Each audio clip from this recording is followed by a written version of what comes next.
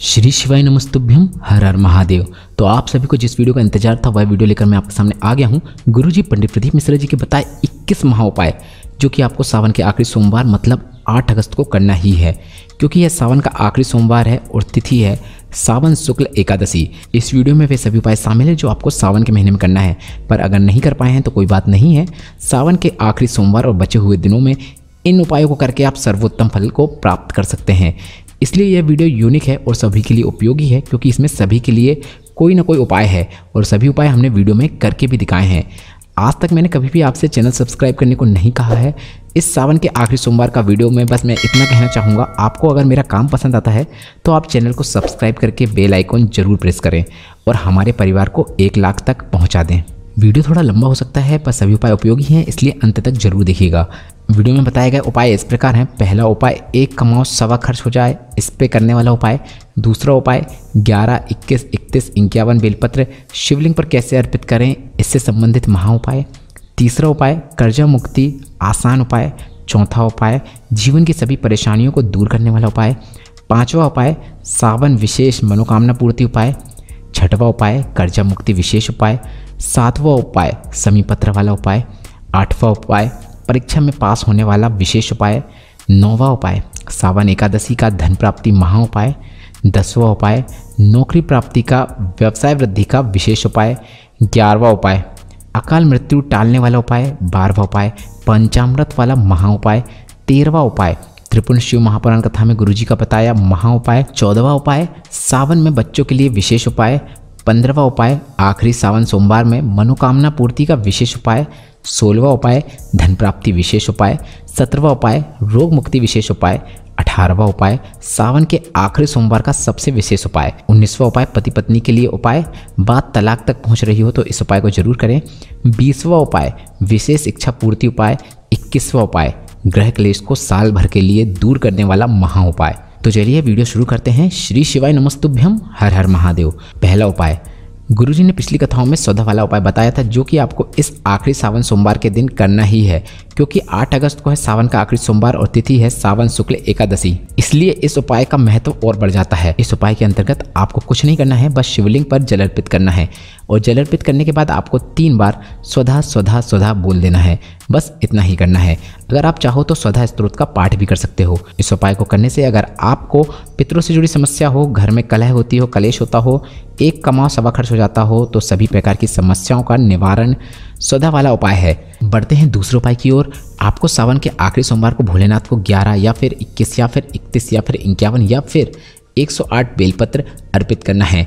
अब इसको अर्पित करने का सबसे आसान तरीका और सर्वश्रेष्ठ तरीका है कमल पुष्प वाला उपाय। अत्यधिक मात्रा में बेलपत्र आप भोलेनाथ को एक कमल पुष्प के रूप में बनाकर अर्पित कर सकते हैं। कमल पुष्प बनने के बाद आप कमल पुष्प के ऊपर थोड़ा सा अक्षत और चंदन भी डाल लें।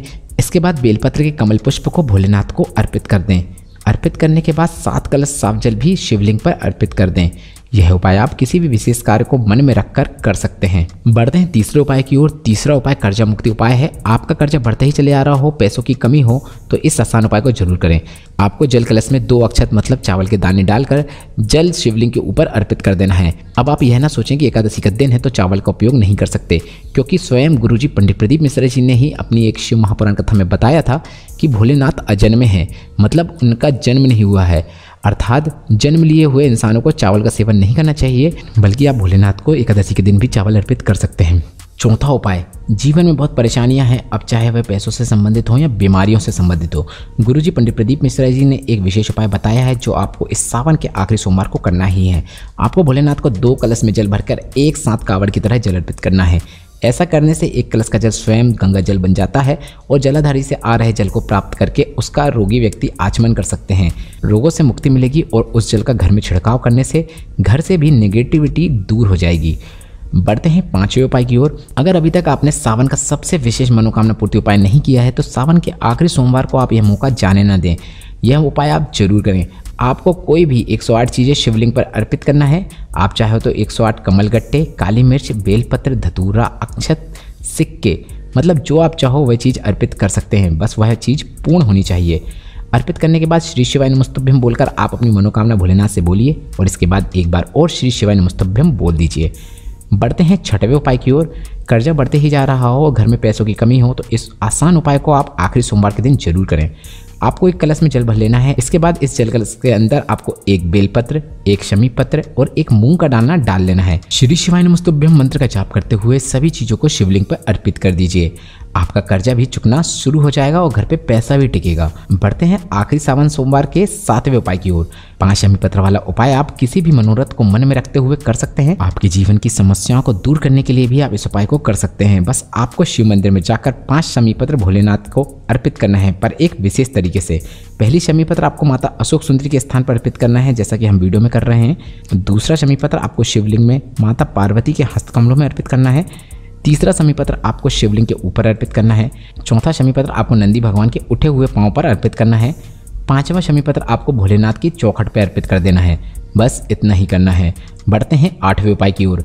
किसी भी एग्जाम में पास होने के लिए या फिर नौकरी या फिर इंटरव्यू में जाने से पहले इस सावन के आखिरी सोमवार को आप भोलेनाथ के मंदिर में जाकर एक बेलपत्र लें और बेलपत्र के बीच वाली पत्ती पर शहद लगाकर उस बेलपत्र को शिवलिंग पर चिपका दें और भोलेनाथ से बोल दें कि भोलेनाथ, अब मैं आपके ही भरोसे वह एग्ज़ाम देने जा रहा हूँ, परीक्षा देने जा रहा हूँ। अब आपको ही मेरा सिलेक्शन करवाना है।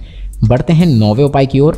8 अगस्त को सावन शुक्ल एकादशी है और इस दिन आप गुरुजी पंडित प्रदीप मिश्रा जी का बताया कि विशेष धन प्राप्ति उपाय कर सकते हैं, जिससे आपके घर में पैसा भी रुकने लगेगा और आपकी सभी प्रकार की इच्छाओं की पूर्ति भी हो सकती है। आपको 5 बेलपत्र को जल कलश के अंदर डाल लेना है। इसके बाद जल कलश का पूरा जल आपको नंदी भगवान के उठे हुए पांव पर अर्पित कर देना है। इसके बाद जल कलश के अंदर से बेलपत्र को निकालकर भोलेनाथ को अर्पित कर देना है और श्री शिवाय नमस्तुभ्यम मंत्र का जाप भी करना है।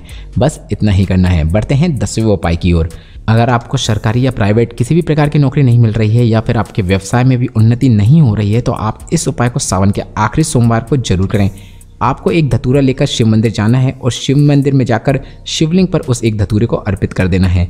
धतूरा अर्पित करते समय आपको एक बात ध्यान रखना है कि धतूरे की जो डंडी रहती है वह आपकी ओर ना हो।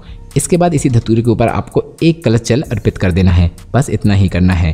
बढ़ते हैं 11वें उपाय की ओर। काल मृत्यु टालने के लिए और घर में पॉजिटिविटी, सुख समृद्धि लाने के लिए इस सावन के आखिरी सोमवार को आपको पार्थिव शिवलिंग का निर्माण करके उसका विसर्जन उसी शाम को कर देना है। मतलब सावन सोमवार के शाम के समय ही आपको पार्थिव शिवलिंग का विसर्जन कर देना है।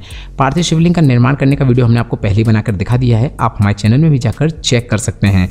बढ़ते हैं 12वें उपाय की ओर। भोलेनाथ के मंदिर में जाकर एक प्रयास कीजिए। आप घर से पंचामृत बना लें और इसे लेकर भोलेनाथ के मंदिर में जाकर भोलेनाथ का अभिषेक कर दीजिए। भोलेनाथ इस प्रकार से बहुत प्रसन्न होते हैं और आपके जीवन की सभी समस्याओं का अंत कर देते हैं। बढ़ते हैं 3रे उपाय की ओर। अगर आपने त्रिपुंड शिव महापुराण कथा सुनी होगी तो उस कथा में गुरुजी ने एक विशेष उपाय बताया था जो आपको इस सावन के आखिरी सोमवार को करना ही है। आपको शिवलिंग पर पीले चंदन का या फिर अष्टगंध का उपयोग करते हुए एक त्रिपुंड बनाना है। इसके बाद इन्हीं उंगलियों को आपको अपनी कंठ में फेर लेना है। एक चांद जैसी भी आकृति आप बना सकते हैं। इस प्रकार से उपाय करने वाले को कभी भी कोई बड़ी बीमारी नहीं होती है, इसलिए आप अपने घर के प्रत्येक सदस्य को इस आसान उपाय को करने को जरूर कहें। 14वां उपाय। अगर आपके बच्चे की चित्तवृत्ति बहुत चंचल है तो इस उपाय को करें। इस उपाय को करने के लिए आपको अवधूतेश्वर महादेव का नाम स्मरण करना है। आपको कुछ नहीं करना है, लाल चंदन का उपयोग करते हुए एक त्रिपुंड आपको बेलपत्र के पेड़ में बनाना है। इसके बाद इन्हीं उंगलियों से आपको एक त्रिपुंड शिवलिंग पर बना देना है और इसके बाद आपको घर जाना है और इन्हीं उंगलियों का प्रयोग करते हुए एक त्रिपुंड आप अपने बच्चे के सोने के पलंग के पास या फिर उसकी पढ़ाई के टेबल के पास बना देना है। बच्चे की चित्तवृत्ति भी अच्छी होगी और वह आपकी बात भी सुनेगा। बढ़ते हैं 15वें उपाय की ओर। यह गुरुजी का बताया एक काफ़ी अच्छा मनोकामना पूर्ति उपाय है। इसके लिए आपको शिवलिंग पर जाकर एक लोटा जल अर्पित करना है, पर जल अर्पित करने से पहले आप अपने कलश में एक काली मिर्च और एक अक्षत मतलब चावल डाल लें। इसके बाद शिवलिंग पर जाकर जल अर्पित कर दें। बढ़ते हैं 16वें उपाय की ओर। सावन के आखिरी सोमवार का एक विशेष धन प्राप्ति उपाय इस प्रकार है।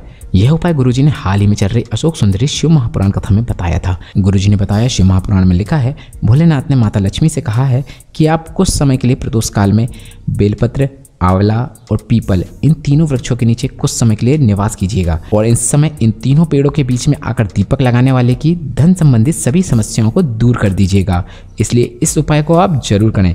बढ़ते हैं 17वें उपाय की ओर। ये काफ़ी अच्छा रोग मुक्ति उपाय है और अधिकांश शिव भक्त इस उपाय को करते ही हैं। आपको कुछ नहीं करना है, आपको एक लोटा शिवलिंग पर जल अर्पित करना है, पर उससे पहले आपको उस कलश के अंदर से एक रुद्राक्ष डुबोकर निकाल लेना है। इसके बाद जल जाकर शिवलिंग पर अर्पित कीजिए और जलाधारी से आ रहे जल का थोड़ा सा भाग प्राप्त करके उसका आचमन करना शुरू कर दीजिए। बड़ी से बड़ी बीमारियों का अंत होना निश्चित है। बढ़ते हैं 18वें उपाय की ओर। अशोक सुंदरी शिव महापुराण कथा जो कि छत्तीसगढ़ भाटापारा में चल रही थी, इसमें गुरुजी ने सभी से सावन के आखिरी सोमवार को करने के लिए एक विशेष उपाय कहा है। आपको 2 कलश में जल भर के शिवलिंग पर अर्पित करना है, पर उससे पहले आपको उन दोनों कलश में इत्र का छिड़काव कर देना है। इत्र का छिड़काव करने के बाद आप शिवलिंग पर जल अर्पित कर दें। वो भोलेनाथ से विनय करें कि इस सावन के महीने में मुझसे पूजन के दौरान कोई भी गलतियां हुई हो तो मुझे माफ़ कीजिएगा और मेरे जीवन से परेशानियों को दूर करने की कृपा करें। पर इस इत्र जल वाले उपाय को करने के बाद आपको जलाधारी से आ रहे जल का सेवन नहीं करना है, इस बात का आप विशेष ध्यान रखें। बढ़ते हैं 19वें उपाय की ओर। पति पत्नी में बहुत लड़ाइयाँ होती हो, जरा जरा में बहस हो जाती हो, बात तलाक तक पहुँच रही हो, तो इस उपाय को जरूर करें। यह उपाय आपको तुम्रुका जी का नाम लेकर करना है। इस उपाय के अंतर्गत आपको एक श्रीफल लेना है, मतलब नारियल लेना है, और इसे अपने घर में घुमा लेना है। इसके बाद इस नारियल में आपको मोली लपेट लेना है और इसे ले जाकर शिवलिंग पर तुम्रुका जी का नाम लेते हुए अर्पित कर देना है। पति पत्नी के रिश्ते में मधुरता आने लगेगी। यह उपाय पति पत्नी में से कोई भी एक कर सकता है। बढ़ते हैं 20वें उपाय की ओर। कोई मनोकामना हो जो अभी तक पूरी नहीं हुई हो तो आप इस उपाय को आखिरी सोमवार को जरूर ट्राई करें। आपको कुछ नहीं करना है, बस आपको 1 काली मिर्च, 7 लौंग और थोड़ी सी काली तिल लेकर शिव मंदिर जाना है। श्री शिवाय नमस्तुभ्यम बोलते हुए यह तीनों चीज़ें शिवलिंग पर अर्पित कर देना है। इसके बाद आप भोलेनाथ से अपनी मनोकामना बोल सकते हैं। बढ़ते हैं 21वें और आखिरी उपाय की ओर। ग्रह क्लेश खत्म करने वाला उपाय। अगर घर के सदस्यों की आपस में बहुत लड़ाइयाँ होती हों, किसी की आपस में नहीं बन रही हो, तो इस उपाय को सावन के आखिरी सोमवार को जरूर करें, क्योंकि इस उपाय को सिर्फ एक बार कर देने से 1 साल तक आपके घर में सुख शांति बनी रहती है। आपको गाय का शुद्ध घी लेकर शिव मंदिर में जाना है और माता अशोक सुंदरी के स्थान पर घी से लेपन कर देना है, मतलब घी लगा देना है। इसके बाद माता अशोक सुंदरी से विनय करते हुए अपने घर की दशा बताते हुए थोड़ा सा घी प्राप्त करके घर आ जाना है और उसी उंगली से जिससे आपने घी का लेपन किया है, जिससे प्राप्त किया है, उसी उंगली का उपयोग करते हुए आपको घर के मेन गेट में सीधे तरफ एक बिंदी बना देना है। कोई भी उपाय करते समय आप श्री शिवाय नमस्तुभ्यम मंत्र का जाप जरूर करें और अगर नए हो तो चैनल को सब्सक्राइब करके कमेंट बॉक्स में हर हर महादेव जरूर टाइप करें, इससे मुझे भी खुशी मिलेगी।